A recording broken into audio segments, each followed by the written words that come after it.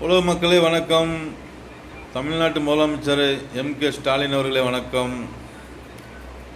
Sir, ஏடிஎம்மில் அதிகமாக பணம் எடுத்தால் ஃபைன் போடுறாங்க.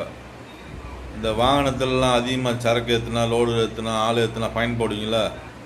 அந்த மாதிரி. சரிங்களா சார்? அது எப்படி சார் 100 நாள் மக்களை பாதிக்கும்?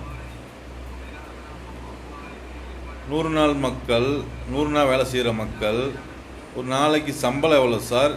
அவங்க ஒரு நாளைக்கு எவ்வளோ சார் எடுப்பாங்க? அவங்கள பாதிக்குமா சார்? சொல்லுங்கள் சார். நான் கணக்கு போட்டேன், நல்லா பார்த்துட்டு தான் கேட்குறேன். நீங்கள் அந்த மக்களை பற்றி யோசிச்சிங்களா?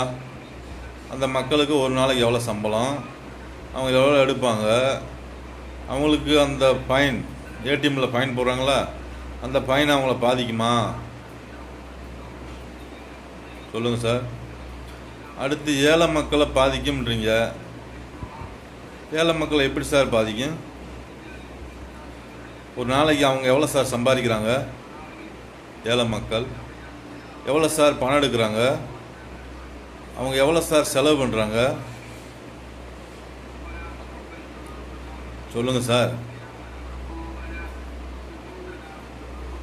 நீங்கள் அவங்க ஃபைன் போடுறான்றீங்க. அவங்க ஃபைன் போடுறாங்கன்னு எதுக்கு போடுறாங்க? ஏடிஎம்மில் பூரா பணம் திருடு போகுது, பாதுகாப்பு பண்ணணும், வாட்ச்மேன் போடணும், இது கூட ஃபைன் போடலாம். ஏடிஎம்மில் பணம் பூரா திருடு போகுதில்ல, ஏடிஎம் பூரா போட்டு உடைக்கிறாங்கள. சொல்லுங்கள் சார். இல்லை நீங்கள் பாதுகாப்பு போட்டிருக்கீங்களா? திமுக அரசு, அதிமுக அரசு, பிஜேபி அரசு, காங்கிரஸ் அரசு ஏடிஎம்முக்கு பாதுகாப்பு போட்டிருக்கீங்களா? சொல்லுங்கள் சார்.